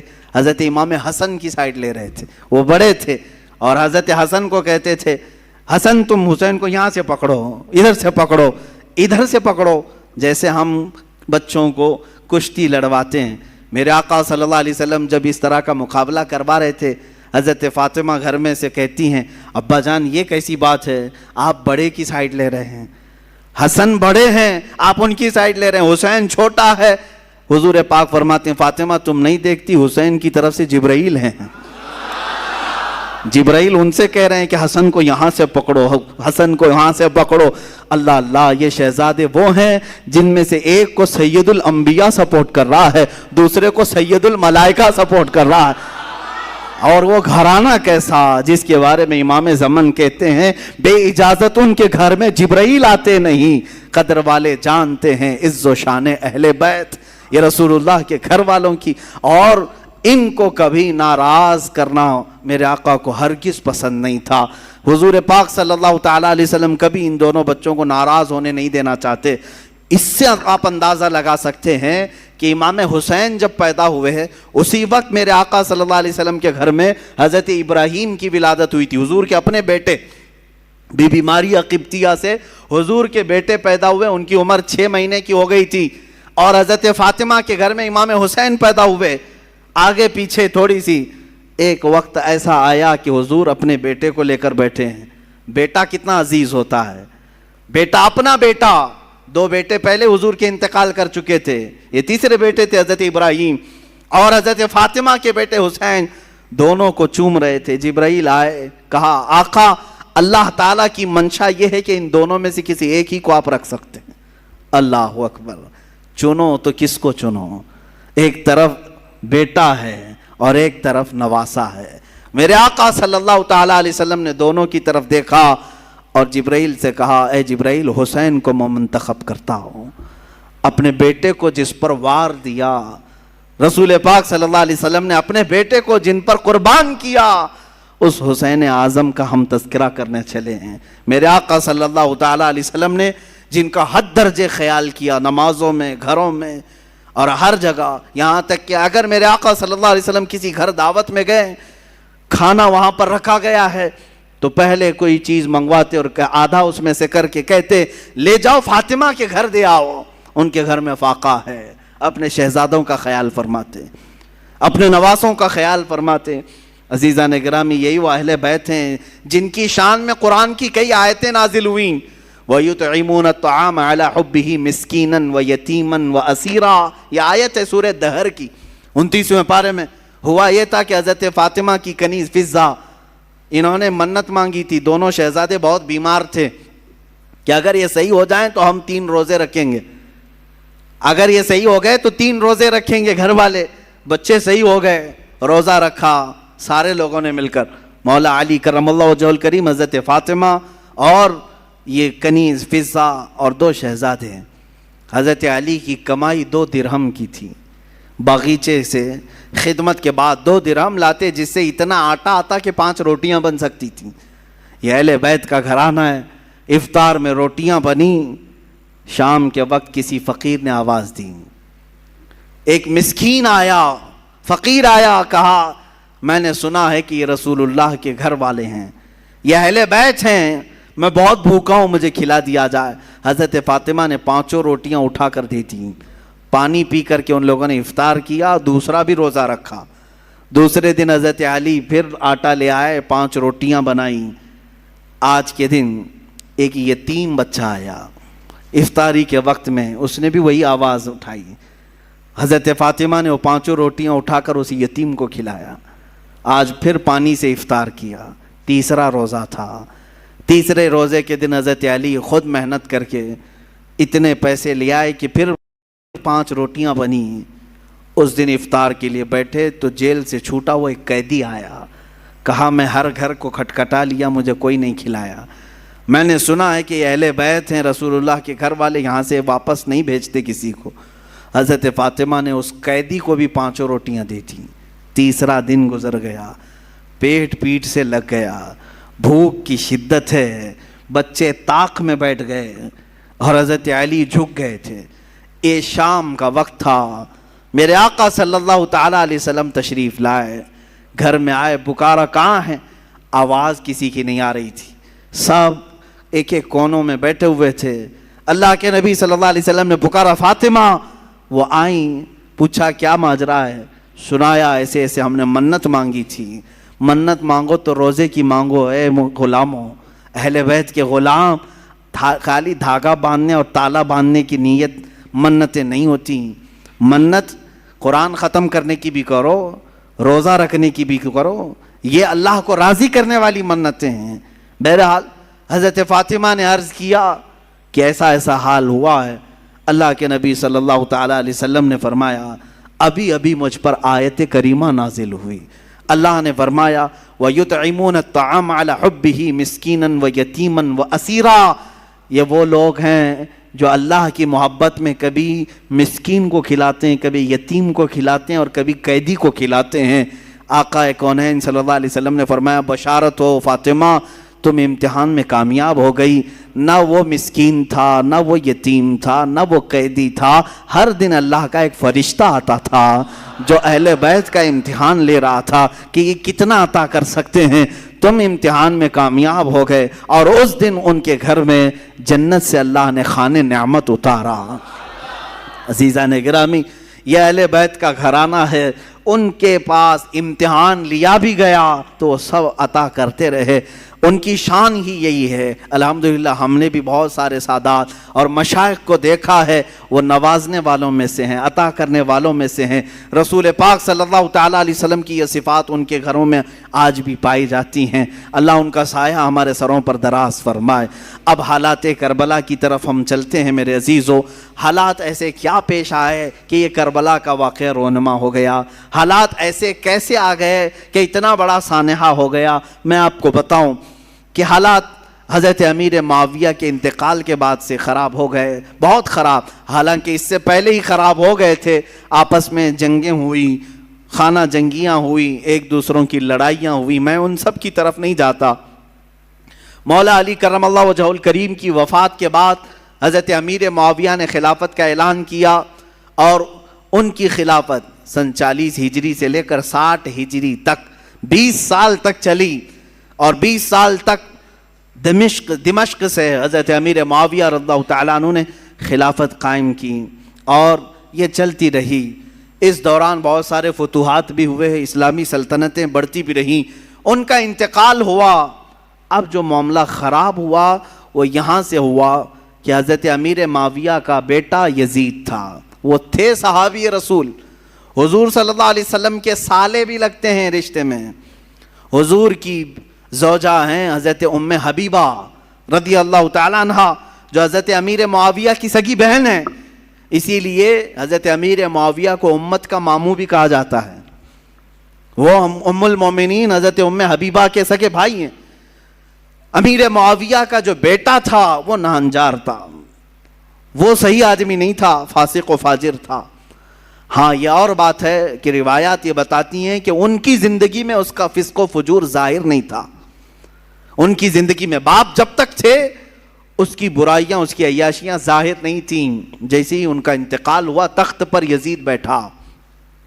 یزید جیسے ہی خلافت قائم کر لیا دمشق میں، اور ملک شام والوں نے سب بیعت کر لیا، یزید کو حاکم مان لیا، اس کو خلیفہ امیر المومنین تسلیم کر لیا۔ لیکن جو صحابہ تھے، بڑے صحابہ، انہیں معلوم تھا اس کے حالات خراب ہیں، یہ اچھا آدمی نہیں ہے۔ اس کا شراب پینا بھی ثابت تھا، اس کا نماز ترک کرنا بھی ثابت تھا، دن بھر اس کا بندروں سے اور جانوروں سے کھیلنا بھی ثابت تھا۔ یہ سب چیزیں جنہوں نے دیکھا ہے، کیا اسے اپنا حاکم تسلیم کر لیں گے؟ یہ ہمارا زمانہ نہیں ہے جو ہم کسی پاگل کو بھی حاکم تسلیم کر لیتے ہیں۔ ہاں، یہاں کسی ڈمرو بجانے والے کو بھی ہم بٹھا لیتے ہیں، گدھے کو بھی سر پہ بٹھا لیتے ہیں۔ یہ زمانہ نہیں تھا، وہ صحابہ کا زمانہ تھا، وہ تابعین کا زمانہ تھا۔ وہاں نماز ترک کرنے والے کو بھی حاکم نہیں بنایا جاتا۔ تو یہی معاملہ ہو گیا۔ یزید کی خلافت کا اعلان ہونے کے بعد صحابہ میں آپس میں یہ باتیں گردش کرنے لگ گئی کہ آخر اس کو کیسے تسلیم کیا جائے۔ اس وقت جو خلافت کے امیدوار تھے، جو اہل تھے، وہ اور بھی صحابہ تھے، جیسے مکہ مکرمہ میں حضرت عبداللہ بن زبیر رضی اللہ تعالیٰ، یہ حضرت زبیر کے بیٹے، حضرت ابوبکر صدیق کے نواسے، حضرت اسماء کے بیٹے حضرت عبداللہ، یہ مکہ میں تھے، وہ بھی خلافت کے اہل تھے۔ مدینہ طیبہ میں حضرت امام حسین رضی اللہ تعالیٰ عنہ تھے، اور حضرت عبداللہ ابن عمر بھی تھے، حضرت عبداللہ ابن عباس بھی تھے، حضرت عباس حضور کے چچا کے بیٹے۔ یہ بڑے صحابہ موجود تھے اس وقت۔ لیکن یزید نہ صحابی ہے، نہ حضور کی زندگی میں کبھی رہا ہے۔ حضور کی وفات کے 15 سال بعد تقریباً وہ پیدا ہوا ہے، 25 ہجری میں۔ اس کو جب خلیفہ بنایا گیا تو ظاہر سی بات ہے معاملات خراب ہو گئے۔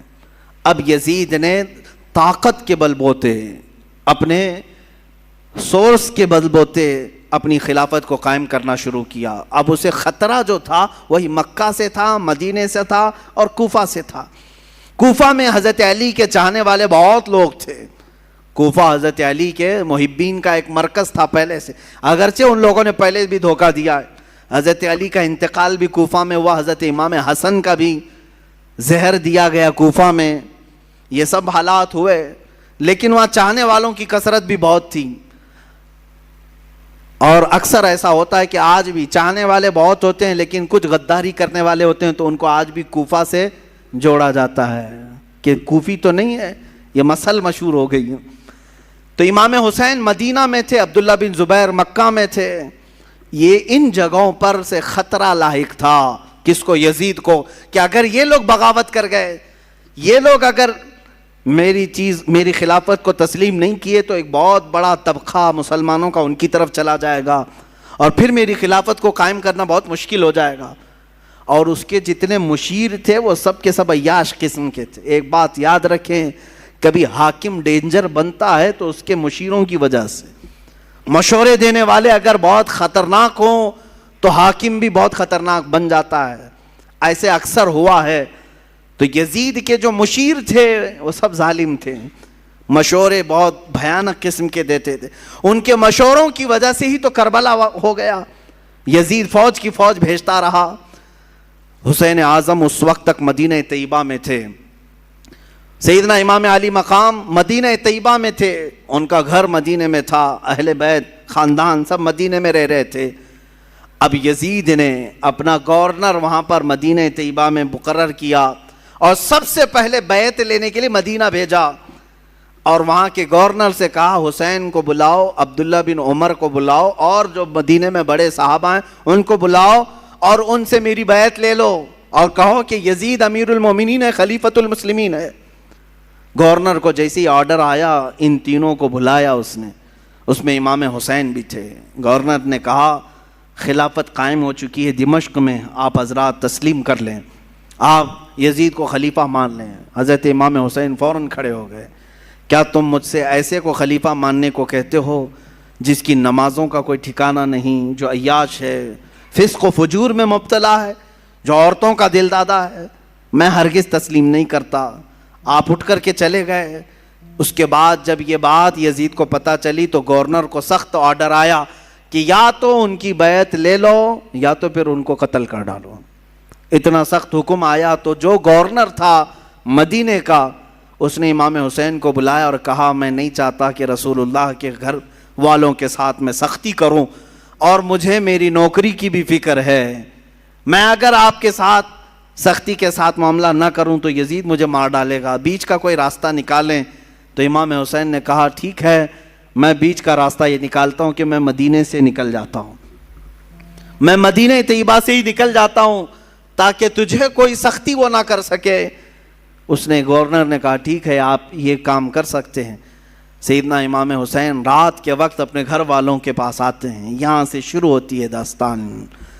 اپنے گھر والوں سے کہتے ہیں آؤ اب ہمارے لیے مدینہ تنگ ہو گیا ہے, یزید کی سختیاں بڑھتی چلی جائیں گی, اس کے ظلم کی داستانیں اب رقم ہونا شروع ہو چکی ہیں. اپنے گھر والوں سے کہا ہم سب ہجرت کر رہے ہیں مدینہ طیبہ سے. سب نے پوچھا کہاں جا رہے ہیں؟ کہا مکہ مکرمہ جائیں گے, وہاں جا کر کے حرم کعبہ میں رہیں گے. حرم کعبہ میں کوئی جنگ و جدال نہیں کر سکتا, قتل و قتال نہیں کر سکتا, حرم کعبہ میں جا کر رہیں گے. آپ اندازہ کریں رسول پاک نے ہجرت کر کے مکہ کو چھوڑ کر مدینہ آباد کیا. ان کے نواسے کے ساتھ ایسا معاملہ پیش آ رہا ہے کہ انہیں مدینے سے ہجرت کر کے مکہ جانا پڑ رہا ہے. رات کے وقت اپنے گھر والوں کو اٹھایا اور جتنے لوگ تیار ہوئے ہیں اس میں اپنے عزیز خاندان کے لوگ تھے. مدینے سے پہلے کچھ ہی لوگ تیار ہوئے. آپ کی 2 بیویاں ساتھ میں تھیں, آپ کے شیرخوار بچے حضرت علی اصغر, آپ کے جوان بیٹے حضرت علی اکبر, آپ کے بھتیجے حضرت امام قاسم اور آپ کی بھتیجی اور آپ کی اپنی بڑی بیٹی حضرت سکینہ رضی اللہ تعالیٰ عنہا. یہ سب گھر والوں کا ایک قافلہ نکلا. پہلے تو یہ لوگ 12-15 کی تعداد میں تھے اور صبح کا وقت تھا جب مدینے سے یہ قافلہ نکلنے کو تیار ہوا. روضہ رسول پر میرے آقا کی بارگاہ میں امام حسین آئے. میرے عزیزو اب پھر یہاں سے حالات ہمارے بے قابو کر جاتے ہیں. میں یہ چاہتا ہوں کہ اس بار کے بیانات میں اب ہم رونے دھونے کو فوقیت نہ دیں. غم حسین تو تڑپاتا ضرور ہے لیکن ہم اپنے جذبوں کو جوان رکھنا چاہتے ہیں اور ہم چاہتے ہیں کہ اب حسینی کردار ادا کرنے کا وقت آ جائے. ہمارے جوانوں میں پھر وہ غیرت بیدار ہو جائے کہ ہم دین کی خاطر ہر مصیبت کو اور مشقت کو اٹھانے کے لیے تیار ہو جائیں. حسین اعظم روضہ رسول پر آئے, میرے آقا صلی اللہ علیہ وسلم کو سلام پیش کیا اور درد بھری آواز سے کہا یا رسول اللہ یا ابتا, اے میرے باپ. حضور کو اکثر وہ ابا کہہ کر کے ہی پکارتے تھے. میرے آقا کی بارگاہ میں پکار کر کے کہا آپ کے مدینے سے مجھے نکلنا پڑ رہا ہے, میرے لیے مدینہ تنگ کر دیا گیا, میرے چھوٹے بچے لے کر کے میں روانہ ہو رہا ہوں.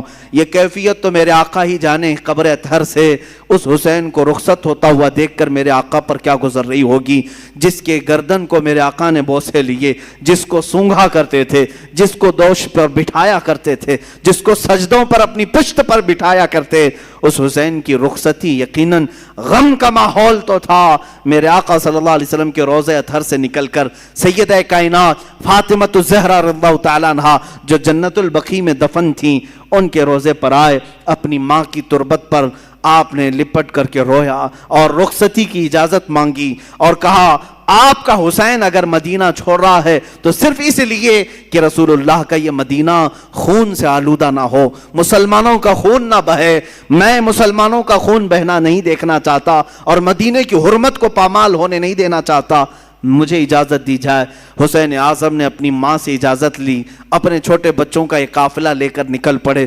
میرے عزیزوں گھر والوں کا قافلہ جب مدینہ چھوڑ رہا ہے کیا کیفیت ہوتی ہے. ہم جیسے نکمے, ہم جیسے گنہگار صرف 7 دن یا 8 دن کے لیے عمرے پر مدینے جاتے ہیں تو چھوڑنے کا دل نہیں چاہتا. مدینے سے رخصت ہوتے ہیں تو آنسوؤں کی قطاریں لگ جاتی ہیں. کبھی ہم روزے کو دیکھتے ہیں, کبھی ہم بس میں آگے کا سفر دیکھ رہے ہوتے ہیں. مدینے کی سرحدیں نکلنے تک دل بار بار ہچکولے کھاتا رہتا ہے کہ مدینہ چھوٹ رہا ہے, مدینہ چھوٹ رہا ہے. ہم تو تمنا یہ لے کر کے جاتے ہیں کہ کاش مدینے میں موت موت آ جائے, میرے آقا کے قدموں میں دفن ہونا نصیب ہو جائے. لیکن جب رخصتی کا وقت آتا ہے, پوچھو حاجیوں سے کیا کیفیت ہوتی ہے, عمرہ کرنے والوں سے پوچھو, مدینے سے جب رخصت ہو کر کے آتے ہیں, میں نے خود دیکھا ہے حاجی کبھی کھمبوں کو پکڑ رہے ہوتے ہیں, کبھی دروازوں کو پکڑ کر, کبھی چمٹ کر کے اور بوسے دے کر کے رخصتی لے رہے ہوتے ہیں. حسین اعظم کا کیا حال ہوگا جن کا بچپنا اس مدینے میں گزرا ہے, جنہوں نے رسول اللہ کو نمازیں پڑھاتے وہاں دیکھا ہے, میرے آقا کو اللہ کی قرآن کی آیتیں سناتا ہوا انہوں نے وہاں دیکھا ہے, حدیثیں میرے آقا کی انہوں نے سنی ہیں, جن کا کھیلنا کودنا اس مدینہ طیبہ میں گزرا ہے, جہاں میرے آقا صلی اللہ علیہ وسلم ان کے گھر آیا کرتے, جبرائیل ان کے گھر اترا کرتے. یہ ساری یادیں چھوڑ کر کے حسین اعظم ہجرت کر رہے تھے. میرے عزیزو, ہجرت معمولی چیز نہیں ہے, یہ الفاظ میں بیان بھی نہیں ہو سکتی. آپ اپنے گھر بیٹھے ہیں, اللہ آپ کے گھروں کو سلامت رکھے. میں جانتا ہوں گھر کو چھوڑنے کی کیفیت کیا ہوتی ہے. ہم جب اپنے گھر چھوڑ کر دوسری جگہ خدمت اسلام کے لیے بھی جا رہے ہوتے ہیں, مجھے یاد ہے وہ بات, جب پڑھنے کے لیے ہم بچپن میں مدرسے جا رہے ہوتے تو پورا سفر ٹرین میں روتے ہوئے جاتے تھے. کبھی ماں کی شکل سامنے آتی, کبھی باپ کی شکل, کبھی دوست یاد آتے, کبھی بھائی یاد آتے. ہم جانے کے 1 مہینے تک وہاں روتے رہتے تھے. ہمیں معلوم ہے گھر کو چھوڑنے کی کیفیت کیا ہوتی ہے. اور وہ حسین اعظم اپنے اس مدینہ رسول کو چھوڑ کر جا رہے تھے, جہاں ان کی ہزاروں یادیں تھیں, جہاں ان کی ہزاروں یادیں میرے آقا سے وابستہ تھیں. حسین اعظم کی ہجرت پر لاکھوں سلام. انہوں نے اگر ہجرت کیا بھی ہے تو دین مصطفیٰ کے لیے کیا ہے. اے جوانوں, تم سب اس بات کو یاد رکھ لینا, اگر مصطفیٰ کے دین پر کبھی آنچ آئے, اگر وطن چھوڑنا پڑے, ہجرت کرنا پڑے, تو ہجرت کو بھی ہم برداشت کر سکیں, اس لیے کہ صرف اور صرف دین کے لیے جس نے ہجرت کیا. وَمَن يُهَاجِرْ فِي سَبِيلِ اللَّهِ, اللہ قرآن میں فرماتا ہے جو اللہ کی راہ میں ہجرت کیا, اگر بیچ راستے بھی اس کی موت آ جائے, اللہ اس کا اجر تیار کر رکھا ہے. ہجرت کا بڑا اجر و ثواب بھی ہے. میرے عزیزو, دین مصطفیٰ کے لیے یہ اٹھایا حسین اعظم نے سارا کشٹ, ساری مصیبتیں, ساری مشقتیں. یہاں سے نکل کر کے مکہ مکرمہ کا سفر کیا. مکہ مکرمہ جب پہنچے, امام عالی مقام, یہ شعبان کا مہینہ تھا اور شعبان کے بعد ٹھیک رمضان آنے والا تھا. مکہ والوں نے استقبال کیا اور اچھے سے سارے لوگ ملنے جلنے لگے اور کہا اچھا کیا آپ نے یہاں تشریف لائے, امن و امان کے ساتھ رہیں. یہاں تک تو معاملہ سب ٹھیک ہی تھا. امام حسین اگر مکہ ہی میں رہ جاتے, وہیں پر طواف کعبہ, حرم کعبہ میں مقیم رہتے تو کچھ ہونا نہ تھا. لیکن کیا کریں, قدرت کا لکھا ہوا وہ غالب آ کر رہے گا. ان کی شہادت اچانک نہیں ہوئی ہے میرے عزیزو. حسین اعظم کی شہادت ان کے بچپن میں ہی مشہور ہو گئی تھی.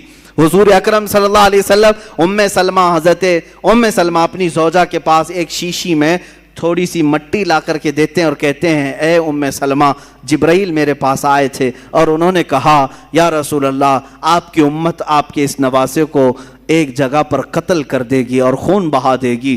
میں رونے لگا تو جبرائیل اس جگہ کی مٹی بھی لا کر مجھے دے گئے. ام سلمہ کہتی ہیں میرے آقا نے وہ مٹی مجھے دی اور کہا جس دن یہ مٹی سرخ ہو جائے سمجھ لینا اے ام سلمہ میرا بیٹا شہید ہو گیا, میرا نواسہ شہید ہو گیا. یہ کب میرے آقا نے بشارت دی تھی؟ جب حسین اعظم کی عمر ابھی 5 سال کی تھی. 5 سال کی عمر میں ہی ان کی شہادت کی خبر مشہور ہو چکی تھی. پھر بھی لوگ کہتے ہیں حضور کو پیٹھ پیچھے کا علم نہیں تھا, جو اپنے نواسے کی 50 سال بعد ہونے والی شہادت کی خبر دے رہے ہوں. میرے آقا صلی اللہ علیہ وسلم غیب دان نبی ہیں. آقا کونین صلی اللہ علیہ وسلم نے فرمایا تھا اور قدرت کا لکھا غالبانہ تھا. رمضان کا مہینہ چل رہا تھا.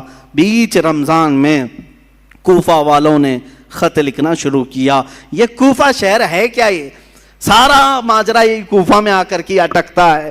کوفہ والے ایک ایسا شہر ہے جس کو تقریباً 14 یا 16 ہجری میں بسایا گیا تھا, اور ان لوگوں کی فطرت میں اس طرح عیب نکالنا یا فوراً کسی کا ساتھ چھوڑ دینا یہ دغا بازی پہلے سے رہی اور شاید آج تک بھی ہوگی, آج تک بھی رہی ہو. کوفی لوگ اس طرح کی دغا بازیاں کرتے رہے, لیکن وہ شیعان علی میں سے تھے, حضرت علی کی محبت کا دعویٰ کرتے تھے. تو حضرت امام حسین کا مدینے سے ہجرت کر کے مکہ آنا جیسے ان کو پتہ چل گیا کہ امام حسین نے یزید کی بیعت نہیں مانی, تو کوفہ والے بھی یزید کو نہیں مانتے تھے. انہوں نے کہا کہ اچھا ہو گیا، ہمارے اوپر کوئی امام نہیں ہے، ہم خط لکھ کر کے حسین اعظم کو یہاں بلاتے ہیں، کوفہ میں ان کے ہاتھ پر بیعت کر کے ان کی خلافت کا اعلان کر دیں گے، اور پھر دھیرے دھیرے یزید کو بھی ختم کر دیں گے، اور ساری جگہوں پر ایک ہی خلافت قائم ہوگی، اور وہ ہوگی حسین اعظم کی خلافت۔ کوفہ والوں نے یہ سوچ کر کے خط لکھنا شروع کیا، اور حضرت امام حسین کو کہا ہم آپ کے باپ کے وفادار ہیں، آپ کے بڑے بھائی کے وفادار ہیں، آپ تشریف لے آئیں۔ خط پہلے 5-6 خط آئے، آپ نے دیکھا اور رکھا، صحابہ سے مشورہ کیا، سارے صحابہ نے انکار کیا، آپ کوفہ نہ جائیں، آپ کے والد گرامی وہیں انتقال کیے، وہیں مارا گیا آپ کے والد حضرت علی کو، اور امام حسن کو زہر دینے والوں میں بھی وہی لوگ تھے، اب آپ نہ جائیں۔ تو مشورہ ایسے ہی ہوتا رہا، ٹلتا رہا، خط پہ خط آتے رہے۔ ایک وقت ایسا آیا کہ 56 خط ایک ساتھ آئے، بعض روایات میں کئی 100 خط آئے، جس میں سب مہریں تھیں، سائن تھی، دستخط تھے، اور اس میں اخیر میں یہ خط آ گیا، اے حسین اعظم اگر آپ نہیں آتے اور قیامت کے دن ہم سے سوال ہو گیا کہ تم نے یزید جیسے فاسق و فاجر کی بیعت کیوں کی، تو ہم کوفہ والے کہیں گے اے اللہ ہم نے رسول اللہ کے نواسے کو بلایا تھا، وہ نہیں آئے، اس لیے ہم نے یزید کی بیعت مان لی۔ حسین اعظم کو یہ بات بہت لگ گئی، کہا ان لوگوں نے تو ایسی بات رکھ دی ہے، قیامت کے دن اگر مولا مجھ سے سوال کر لے کہ حسین تم اہل تھے خلافت کے اور لوگ بلا بھی رہے تھے، تم نے ان کو یزید جیسے فاسق و فاجر کے حوالے چھوڑ کر مکہ میں امن و امان کیوں لے لیا، تمہیں جانا چاہیے تھا، میں کیا جواب دوں گا اللہ کی بارگاہ میں؟ تو حضرت حسین سارے لوگوں کے مشوروں کو رکھتے ہوئے خود اٹھ جاتے ہیں۔ یہ رمضان بھی ختم ہوا، حج کا موسم قریب آ چکا تھا، امام حسین رضی اللہ تعالیٰ عنہ نے کہا نہیں اب میں کوفہ جاتا ہوں، پھر بعد میں اصرار ہوا، منع ہوتا رہا، پھر صحابہ کی ایک رائے بیچ میں نکل آئی، حضرت عبداللہ ابن عمر، حضرت عبداللہ ابن زبیر رضی اللہ تعالیٰ عنہما نے کہا ایسا کریں آپ کے جو معتمد ہیں جو بہت خاص ہیں ان کو آپ بھیجیں، اور اگر وہ آپ کو کہہ دیں کہ یہاں حالات ٹھیک ہے تو آپ چلے جائیں۔ تو امام حسین نے اپنے بھائی حضرت امام مسلم بن عقیل رضی اللہ تعالیٰ جو آپ کے چچیرے بھائی تھے، حضرت امام حسین کے چچیرے بھائی تھے، بڑے معتمد تھے، سفر میں ہمیشہ ساتھ رہتے۔ اچھا یہ بھی میں بتاؤں، امام حسین جب مکہ آئے تو الگ الگ علاقوں سے سب ہجرت کر کے اس قافلے میں شامل ہو گئے تھے، تب جا کر کے یہ قافلہ 82 لوگوں کا ہو گیا تھا۔ جو 82 کی تعداد آپ سنتے ہیں یہ دھیرے دھیرے بیچ بیچ میں ملتے آئے۔ تو امام حسین نے حضرت امام مسلم کو بھیجا کہ آپ جائیں کوفہ اور وہاں جا کر کے آپ خط لکھیں، اگر حالات صحیح ہوں گے تو میں اپنے قافلے کو لے کر کوفہ آ جاؤں گا۔ امام مسلم نکلے، اور جب وہ راستے میں گئے تو کچھ لوگوں سے راستہ پوچھتے ہوئے کوفہ تک پہنچے۔ میں بہت مختصر سے حالات بیان کر رہا ہوں میرے عزیزو۔ امام مسلم جب کوفہ آئے تو کوفہ والوں نے بہت شاندار استقبال کیا، بڑا شاندار استقبال کیا، اور اس کے بعد آپ کو گورنر ہاؤس میں لے گئے۔ وہاں جانے کے بعد نعمان بن بشیر نام سے جو وہاں گورنر تھے ان کو ہٹایا گیا۔ امام مسلم بن عقیل کے ہاتھ میں 12,000 کوفیوں نے بیعت کیا۔ روز صبح شام آپ کے ارد گرد بھیڑ لگی رہتی تھی، لوگ چاہنے والوں کی کثرت تھی۔ امام مسلم نے دیکھا کوفہ والے سچے عقیدت مند ہیں، سچی محبت والے ہیں، تو امام حسین کو انہوں نے خط لکھ دیا، حالات سب اچھے ہیں، آپ تشریف لے آئیں۔ امام مسلم بن عقیل نے جب یہ حالات دیکھ کر خط لکھا، اچانک معاملہ پلٹ گیا۔ کیسے؟ یزید کو خبر دی گئی کہ امام مسلم وہاں کوفہ پہنچے ہیں حسین کی طرف سے وکیل بن کر اور بیعت لے رہے ہیں تمہارے خلاف وہ خلافت کا اعلان کرنے والے ہیں۔ یزید نے پوچھا کیا کیا جائے؟ کہا گیا، اس سے مشورہ دینے والوں نے کہا نعمان بن بشیر جو وہاں کے گورنر ہیں وہ نرم دل ہیں، یا تو پھر وہ خود ہی یہ کام کرا رہے ہوں گے، ان کو ہٹاؤ، ایک سخت قسم کے آدمی کو وہاں بھیجو۔ پوچھا گیا کون ہو سکتا ہے ایسا سخت آدمی؟ تو سارے لوگوں نے عبید اللہ ابن زیاد کا نام لیا، جو ایک زانیہ کا بیٹا تھا اور بڑا ہی سخت قسم کا آدمی تھا، رحم نام کی کوئی چیز ہی نہیں تھی۔ ابن زیاد یہ بصرہ میں رہتا تھا، یزید نے اس کو گورنر بنا کر کوفہ بھیجا۔ وہ چوری سے کوفہ میں آیا، گورنر ہاؤس میں داخل ہو گیا، رات کے وقت آیا، کوفہ والوں کو معلوم نہیں ہوا۔ اچانک آتے ہی اس نے گورنر ہاؤس پر کھڑے ہو کر اعلان کیا، میں خلیفۃ المسلمین یزید کی طرف سے گورنر بن کر کے آیا ہوں، نعمان بن بشیر بھی نہیں، مسلم بن عقیل بھی نہیں، اب تم سب کے سب یزید کی بیعت کرو۔ سب لوگ بھڑک گئے، بپھر گئے، سب گورنر ہاؤس کا احاطہ کیے، لیکن یہ چالاک عیار آدمی نے کوفہ کے معزز خاندانوں میں سے کچھ لوگوں کو گرفتار کر کے اپنے گورنر ہاؤس میں بند کیا تھا، اور 10-12 لوگ ایسے تھے جن کو قید کر کے رکھا تھا۔ امام مسلم کے ساتھ 10,000 لوگ آئے، گورنر ہاؤس کے اطراف گھیرا کیا، تو مسلم بن عقیل کی اس کیفیت کو دیکھ کر اس ابن زیاد نے یہاں پر جو موجود 12 لوگ تھے ان کو چھتوں پر کھڑا کیا اور کہا تمہارے خاندانوں کو ہٹنے کا حکم دے دو، جو بھی مسلم بن عقیل کے ساتھ ہیں ان سے کہہ دو کہ وہ سب گھر چلے جائیں ورنہ میں تم سب کا قتل کر دوں گا۔ وہ ڈر گئے، چھت پر کھڑے ہو کر اپنے اپنے خاندانوں سے کہنے لگے تم سب کے سب چھوڑ دو، چلے جاؤ، ابن زیاد سخت آدمی ہے، یزید کی فوج آ سکتی ہے، فلاں فلاں۔ ان کی باتوں میں آ کر کے خاندان بکھرتے چلے گئے، امام مسلم بن عقیل کا ساتھ چھوڑنے لگے۔ اتنا ہونے کے بعد کل کی صبح جو آتی ہے، امام مسلم بن عقیل فجر کی نماز میں حاضر ہوتے ہیں تو دیکھا آپ کے پیچھے آپ کے بچوں کے سوا کوئی نہیں ہے، کوفہ والے کوئی نہیں ہے۔ یہ وقت کا بڑا عالمیہ ہے جب کسی امام وقت کو چھوڑ دیا جاتا ہے۔ عزیزان گرامی، یہ وقت ہمیشہ آتا رہتا ہے اور ہمیں بتاتا رہتا ہے لوگوں کے چھوڑ دینے سے دین رکتا کبھی نہیں ہے۔ اگر کوفہ والے دھوکہ کیے تھے امام مسلم کے ساتھ تو دین ختم کبھی نہیں ہوا، دھوکہ کیا اور لعنت قیامت تک اپنے سروں پر لے لیا، لیکن دین تو پھلتا پھولتا ہی رہا۔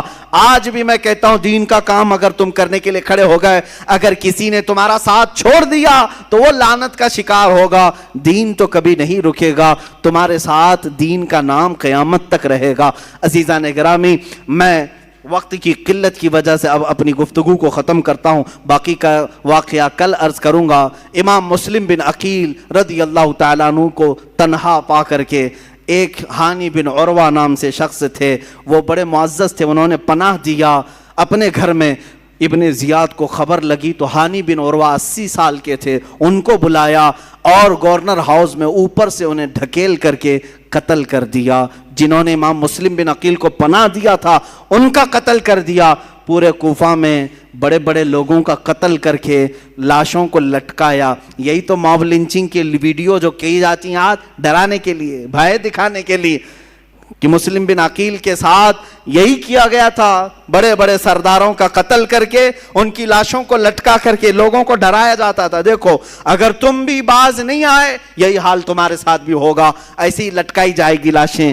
عزیزان گرامی، جو حسینی ہوتے ہیں وہ اس طرح کی موب لنچنگ سے کبھی ڈرتے نہیں ہیں، خوف نہیں کھاتے ہیں۔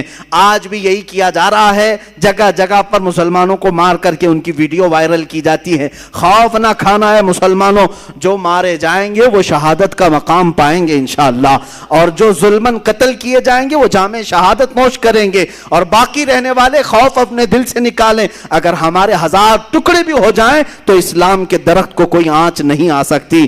اس کی حفاظت تو اللہ نے اپنے ذمہ کرم پر لیا۔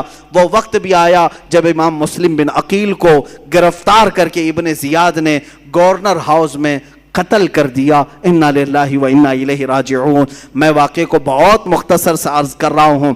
دوسرے دن آپ کی شہادت کے بعد جو کوفہ کے حالات ہوئے وہ بہت خطرناک حالات، سب ابن زیاد کے ہو گئے، سب یزید کے ہو گئے۔ پھر امام حسین کو خبر دینے والا کوئی نہیں تھا، وہ مظلوم امام، وہ میرے آقا کا سبط، وہ رسول اللہ کے نواسے، ان کو پتہ نہیں چلا، لیکن آپ سفر کے لیے نکل پڑے۔ پہلا خط پا کر کے ہی وہ کوفہ کے لیے نکل پڑے تھے، اور بیچ راستے میں ہی وہ کربلا کا میدان آتا ہے۔ انشاءاللہ العزیز کربلا کے جو خونی مناظر ہیں وہ کل عرض کیے جائیں گے۔ اللہ اہل بیت کی ان قربانیوں کو قبول فرمائے، ان کی قربانیوں کے صدقے مولا ہم سب کے جذبوں کو جوان فرمائے، مولا ہمارے اندر سے بزدلیوں کو دور کرے، اللہ تعالی ہمارے بازوؤں میں قوت حیدری عطا فرمائے، حسین اعظم کی شجاعت عطا فرمائے، حسن مجتبی کی اللہ تعالی ہمیں سیادت عطا فرمائے۔